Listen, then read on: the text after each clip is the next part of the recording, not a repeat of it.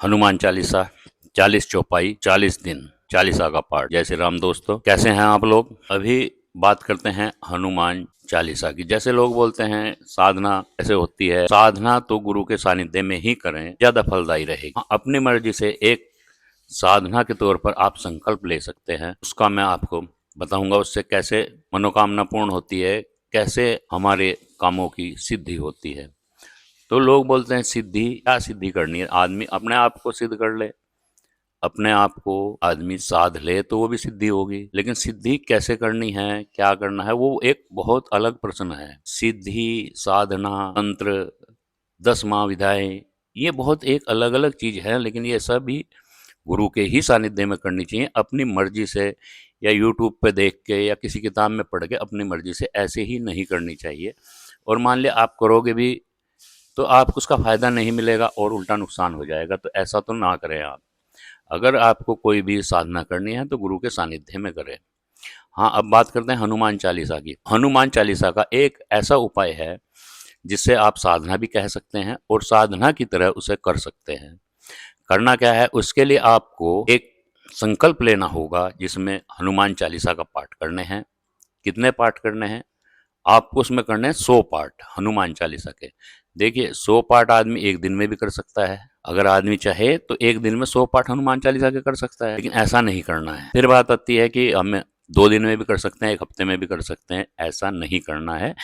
आपको करना क्या है कि हनुमान चालीसा की चौपाई 40, आपको 40 ही दिन का संकल्प लेना है हनुमान जी के समक्ष जा करके। इसमें एक बात जरूर रहेगी कि आपको टाइम का, समय का विशेष ध्यान रखना है। ऐसे आप शुरू के दिन ब्रह्म मुहूर्त में उठते हैं और आपको अपनी साधना करनी है, उस दिन संकल्प लेंगे। ब्रह्म मुहूर्त में उठ के अपने नित्य क्रिया से निवृत्त होकर के आप अपने आसन पर जाएंगे। वहाँ जा करके गुरु को प्रणाम करेंगे, अपने इष्ट को प्रणाम करेंगे, गणेश जी को मनाएंगे। उसके बाद हनुमान जी से प्रार्थना करेंगे, रामचंद्र जी से प्रार्थना करेंगे, सीताराम सीताराम का 2-4-10 मिनट जाप करेंगे। उसके बाद आप संकल्प लेंगे कि हे हनुमान जी महाराज, मैं आपकी इस चालीसा को पूर्ण रूप से पढ़ूंगा, 40 दिन तक पढ़ूंगा और 40 दिन में 100 पाठ पूरे करूंगा। हनुमान चालीसा पढ़नी है। हनुमान चालीसा में लिखा हुआ है जो 7 बार पढ़े चालीसा। तो हनुमान चालीसा जो है पढ़नी है, उसे रट्टा मारने के लिए नहीं लिखा हुआ या गाने के लिए नहीं लिखा हुआ। कहीं ये नहीं लिखा हुआ कि आप उसमें संगीत के साथ गाएंगे उसे। वो एक चीज़ ठीक है, अलग कर रहे हैं लोग, अच्छी बात है, करना चाहिए, आप भी करें। वो कीर्तन हो सकता है, वो सत्संग हो सकता है, लेकिन हनुमान चालीसा को आपको पढ़ना ही पड़ेगा। तो उसमें कैसे पढ़ेंगे आप, और वो ये साधना 40 दिन की कैसे आप करेंगे, हम इस वीडियो में पूरा जानेंगे। देखिए सबसे पहली बात यह है कि ये सब मान्यताओं के आधार पर है, कहीं इनका शास्त्रों में या कहीं कोई प्रमाण होता नहीं है और ना ही ये कहीं लिखी हुई है। लेकिन ये आदमी का अपना अपना व्यक्तिगत सुझाव होता है, व्यक्तिगत तजर्बा होता है, व्यक्तिगत जो साधक हैं तो वो कैसे करते हैं, क्या करते हैं, उनके द्वारा कही हुई बातचीत होती है। और आखिरी में मैं एक बात आपको ऐसी बताऊंगा, आप उसको जो है जरूर विचार करना। और आखिरी में एक प्रश्न रखूंगा, उसका जरूर जवाब देना। आप लोग अभी यहाँ ये जवाब जरूर दें कि आप क्या हनुमान चालीसा पढ़ते हैं। अगर पढ़ते हैं, क्या मंगलवार को ही पढ़ते हैं या रोज पढ़ते हैं, कितने बार पढ़ते हैं, सुबह शाम पढ़ते हैं या सुबह सुबह पढ़ते हैं या मंगल और शनिवार को पढ़ते हैं। जैसे भी आप पढ़ते हैं वो आप इसमें जरूर कमेंट करके बताएं। कमेंट जरूर किया करो मित्रों। कमेंट करने से पता चलता है कि हाँ किसने वीडियो देखी और वो क्या कर रहा है या उसकी इच्छा क्या करने की है, या उसमें तो कुछ हमें जानकारी होगी तो हम आपको वीडियो के माध्यम से बताएंगे। कोई साधना करते हैं या चालीसा करते हैं या पूजा करते हैं, ज़्यादातर लोगों का कहना या मानना ऐसा होता है कि वो लोग कुछ कहते हैं कि मुझे ये मिल जाए। जैसे एक व्यापारी है, वो व्यापारी अपनी व्यापार कर रहा है अपना, लेकिन वो क्या कहता है, हे प्रभु मेरा व्यापार बढ़ जाए, मेरे पास पैसा आ जाए। नहीं, हमें ये बिल्कुल नहीं कहना है। ऐसी जो नौकरी कर रहा है उसको नौकरी में प्रमोशन नहीं हो रहा है या किसी कारण से लेट हो गया या जो भी बात है, वो उसके लिए वो करने लगता है मेरा प्रमोशन हो जाए, मेरे पैसे बढ़ जाएं, मेरी तनख्वाह आ जाए। ऐसा बिल्कुल हनुमान जी से प्रार्थना नहीं करनी है। और जो बच्चे पढ़ने वाले हैं वो भी ये प्रार्थना ना करें कि मेरे नंबर ज़्यादा आ जाए, ऐसा कर दो, ये हो जाए, वो हो जाए, ऐसा बिल्कुल ना करें। ऐसा करने से कुछ नहीं होने वाला है। साथियों देखो, ये सारी चीज़ें आपने सुना होगा कि हनुमान जी श्री राम जी अवतार में उनकी सेवा करी उन्होंने, तो वो विष्णु जी के भगत हैं और विष्णु जी की माया बड़ी प्रबल है।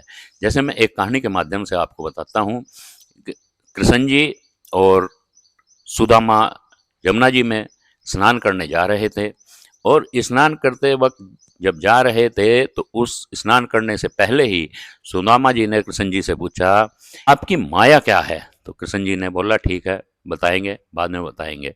और वो चले गए यमुना जी में। जब यमुना जी में गए, वो वहाँ स्नान करने लगे, दोनों पानी में चले गए। तो जैसे सुदामा जी ने अंदर उसमें ऐसे करके अंदर गए पानी के, वहाँ कृष्ण जी की माया ने उन्हें घेर लिया।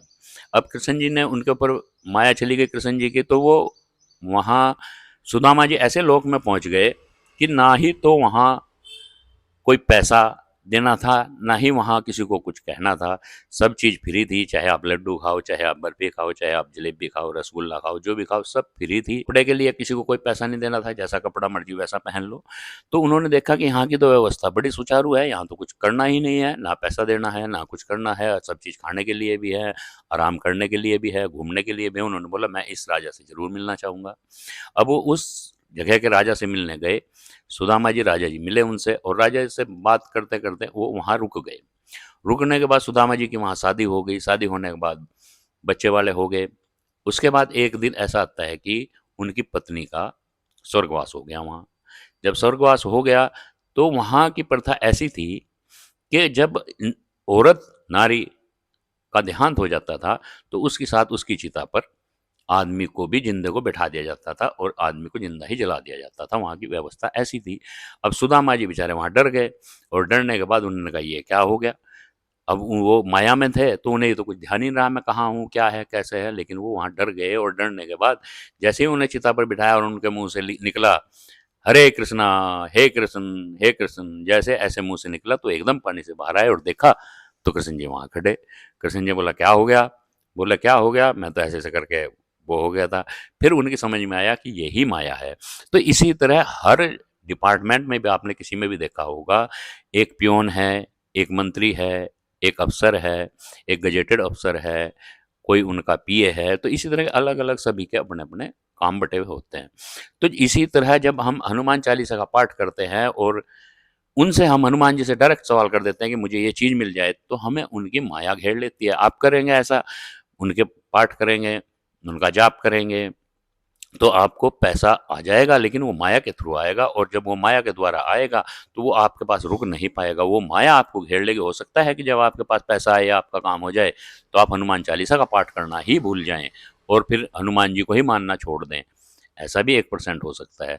लेकिन हमें क्या करना है, हमें हनुमान जी से ये प्रार्थना करनी है कि अगर मेरा व्यापार है, तो मुझे इस लायक कर दे प्रभु कि मेरा व्यापार को मैं अच्छी तरह से चला सकूँ।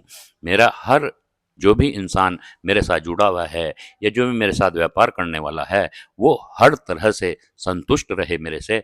मेरी मन बुद्धि ऐसी हो जाए, मेरा दिल ऐसा हो जाए, शांति रहे, करुणा रहे, किसी के प्रति द्वेष ना रहे, मेरे मन में कोई कपट ना रहे, किसी के बारे में मैं बुरा ना सोचूं। ऐसी हमें हनुमान जी से प्रार्थना करनी है, चाहे वो काम कोई भी करने वाला है, चाहे नौकरी करता है, पढ़ता है, व्यापार करता है, कुछ भी करता है।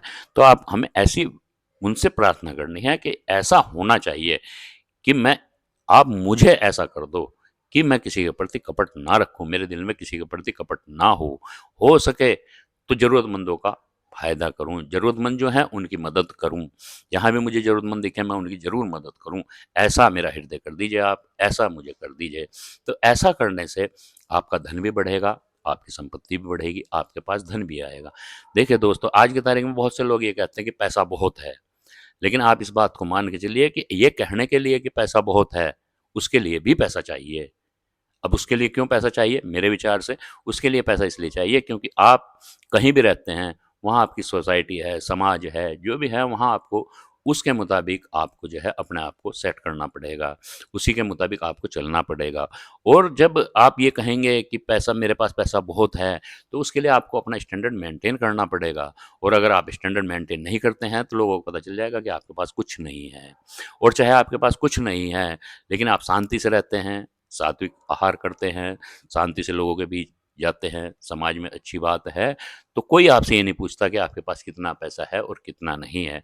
और अगर आपके पास ज़्यादा पैसा है भी, तो आप कोई भी ब्याह, शादी कुछ ऐसा मिसकाज करेंगे, तो उसमें लोगों को पता चल जाता है कि आपके पास क्या है और क्या नहीं है। तो इसलिए जो ये कहते हैं ना कि मेरे पास पैसा बहुत है, ये कहने के लिए मेरे प्यारे बहुत पैसा चाहिए। अगर पैसा है तो कहो, अन्यथा ऐसा मत कहो। आते हैं हनुमान चालीसा पे। तो हनुमान चालीसा आपने 40 दिन करनी है। 40 दिन का आपने संकल्प लेना है। जिस दिन आप शुरू के दिन बैठते हैं कि आज से हनुमान चालीसा शुरू करनी है, उस दिन आपने बिल्कुल ब्रह्म मुहूर्त में उठना है और आपको वहीं अपने आसन पे ठीक 4 बजे बैठ जाना है हनुमान चालीसा के लिए। तो देखिए, अगर हम कोई भी साधना करते हैं, उसमें प्राणायाम वगैरह हैं, ये चीज़ें अलग-अलग हैं। फिर साधनाओं में कहीं-कहीं त्राटक भी करना पड़ता है। त्राटक आप समझते होंगे, जैसे कोई जोत जगा दी हमने और जोत जगाने के बाद उसकी जो लो होती है, उस लो पे ऐसे करके देखना आँखों से और लगातार देखते रहना, लगातार देखते रहना। तो ऐसे त्राटक होते हैं, उन्हीं से ही फिर ध्यान की प्रक्रिया सिखाई जाती है। तो आप ऐसा ना करके अपना नॉर्मल वे में करें। आप नॉर्मल वे में क्या करेंगे कि अपने आप को एक तो उसी दिन से ये कर लेंगे कि मैं आज से सात्विक रहूँगा, बिल्कुल झूठ नहीं बोलूँगा, निश्चल रहूँगा। बिल्कुल किसी के साथ कोई ऐसी-वैसी बात नहीं करूँगा। भगवान जी की भक्ति में लगना है, हनुमान जी की, हनुमान चालीसा के पाठ करने हैं। वो आप कैसे करेंगे? आप 40 दिन में आपको 100 पाठ करने हैं। वो देखो, एक सुबह करोगे, एक शाम को करेंगे, तो 40 दिन के 80 पाठ हो जाएँगे। अब बचते हैं 20, तो उसमें आप अपने आप डिसाइड करेंगे कि शनिवार, मंगलवार को मुझे कितने पाठ फालतू करने हैं। मुझे कितने पाठ शनिवार और मंगलवार में करने पड़ेंगे कि जो 40 दिन होते-होते ये 100 पाठ हो जाएँ। आप 100 पाठ करेंगे हनुमान चालीसा के, निश्चित आपका काम सफल होगा। और मनोकामना पूर्ति का ये सबसे बड़ा एक मंत्र है, जो चालीसा के द्वारा किया जाता है। इससे बहुत मनोकामनाएँ पूरी होती हैं। लेकिन इसका संयम, नियम, विश्वास, श्रद्धा, ये बहुत बड़ी चीज़ है। आपको श्रद्धा, विश्वास के साथ ही ये काम करना पड़ेगा, अन्यथा ये सफल नहीं होगा। और श्रद्धा और विश्वास के साथ आप इस काम को करते हैं, तो आपकी ज़िंदगी बदल जाएगी। और ज़िंदगी बदलने के लिए हमें ज़िंदगी में बहुत कुछ करना पड़ता है। हमें सात्विक भी रहना पड़ेगा, हमें ब्रह्मचर्य का पालन भी करना पड़ेगा, हमें इधर-उधर का खाने-पीने का भी परहेज़ करना पड़ेगा, टाइम से उठना भी पड़ेगा, स्वास्थ्य भी ठीक रखना पड़ेगा। क्योंकि जब हमने संकल्प लिया है 40 दिन का, तो 40 दिन तक कहीं हमारा स्वास्थ्य ना बिगड़े, इसके लिए हमें पूरी मेहनत करनी पड़ेगी। और जब आप मेहनत से करते हैं, तभी किसी काम में सफल होते हैं। सफल होने के लिए हमें कुछ ना कुछ तो करना पड़ेगा। क्या करना पड़ेगा? ये आपके विचार हैं, आपकी मर्ज़ी है, आप क्या करना चाहते हैं। लेकिन अगर भगवान जी का साथ लेना है, या उनके चरण, आप अपने आप को भगवान के चरणों में समर्पित कर दें, हनुमान जी के चरणों में समर्पित कर दें। आप हनुमान चालीसा से हर काम अपना कर पाएँगे। लेकिन बस बात यही रहेगी कि हनुमान जी से ये नहीं कहना है कि मुझे ये दे दो, पैसा दे दो, मुझे ऐसा कर दो, मुझे नहीं। बस उनसे ये प्रार्थना करने कि मेरा जो कर्म है, मैं जिस मार्ग पर चल रहा हूँ, जो मेरी गृहस्थी है, मेरा व्यापार है, मेरी नौकरी है, मेरे बाल हैं, मेरे बच्चे हैं, जो भी हैं, वो उनके लिए मैं अच्छे से अपना कर्म कर पाऊँ। तो मित्रों, कर्म जो है धर्म युक्त होना चाहिए। कर्म वैसा ना हो जो पाप युक्त हो, तो उससे भी दिक्कत हो जाएगी। आप ऐसा करेंगे, लगातार, लगातार, लगातार करेंगे, आपका जीवन बदल जाएगा। जब आपका जीवन बदलेगा, तो ही आपको पता चलेगा कि कैसे जीना है, हमारा संयम, नियम क्या है, कैसे करना है। तो इसी तरह आपने जो है 40 दिन का संकल्प लेना है और टाइम का उसमें विशेष ध्यान रखना है कि डेली सुबह 4 बजे बैठना है। और शाम का आप जो टाइम बनाना चाहें, जैसे मान लिया व्यापार करते हैं या नौकरी करते हैं, तो वहाँ से आप किस टाइम फ्री हो जाते हैं, तो उसमें आप 6 बजे का बना सकते हैं, 7 बजे का बना सकते हैं, 8 बजे का बना सकते हैं, 9 बजे का बना सकते हैं। लेकिन 9 के बाद फिर मुश्किल है, क्योंकि आप जब उसमें बैठेंगे चालीसा करने के लिए, तो कम से कम आपको 1 से डेढ़ घंटा लगाना पड़ेगा एक टाइम में। एक समय में सुबह बैठेंगे जब भी और शाम को बैठेंगे जब भी, 1 से डेढ़ घंटा लगाना पड़ेगा। कैसे लगाना पड़ेगा कि आप डेली एक हनुमान चालीसा का पाठ करेंगे, उसके साथ जैसे ओम हम हनुमते नमः ऐसे मंत्र का जाप करेंगे कम से कम 51 माला। और फिर राम राम की कम से कम 1 माला तो ज़रूर करेंगे। और आपका जितना जी करे उतना आप कर सकते हैं ज़्यादा, लेकिन इससे कम नहीं, इससे कम कोई फ़ायदा नहीं है फिर। तो ऐसा करके आप जो है ये करेंगे और अपने आप को एकदम सात्विक रखेंगे, बिल्कुल सात्विक, कोई इधर-उधर की बातचीत नहीं, कोई कुछ नहीं, एकदम सात्विक रहना है। आपके 40 दिन में निश्चित काम बनेंगे। जब आपको 40वाँ दिन हो, तो अपने नज़दीक के हनुमान मंदिर में जाएँ। हनुमान मंदिर में जा कर के हनुमान जी को चोला चढ़ाएँ, जो इनका सिंदूर आता है और चमेली का तेल, और उसके साथ आप जो है लड्डू ले जाएँ, उसका भोग लगाएँ। उसमें बूंदी वाले लड्डू लेकर के आप जाएँगे, और वहाँ पर अगर हो जाए और आपकी श्रद्धा अगर विश्वास है, तो वहाँ कुछ ऐसे आदमी मिलें जो सात्विक हों, जिन्हें आप अच्छे से जानते हों, पहचानते हों, और आपको पता हो कि ये बिल्कुल सात्विक हैं, ऐसी-वैसी किसी भी चीज़ का ये सेवन नहीं करते हैं। तो उनसे आप उनको जो है आप वहाँ भोजन कराओगे। जितने भी हो जाएँ 2, 4, 10, 20 जितने हो जाएँ, जितनी आपकी इच्छा हो, जितनी श्रद्धा, उतने को उन्हें भोजन कराओगे आप। और उस दिन फिर वहाँ ये संकल्प लोगे कि जैसे मैंने ये 40 दिन किए हैं, मैं कोशिश ऐसी करूँगा कि जीवन में इसी तरह करता रहूँ। हनुमान जी को आप टाइम देंगे, तो हनुमान जी आपको टाइम देंगे।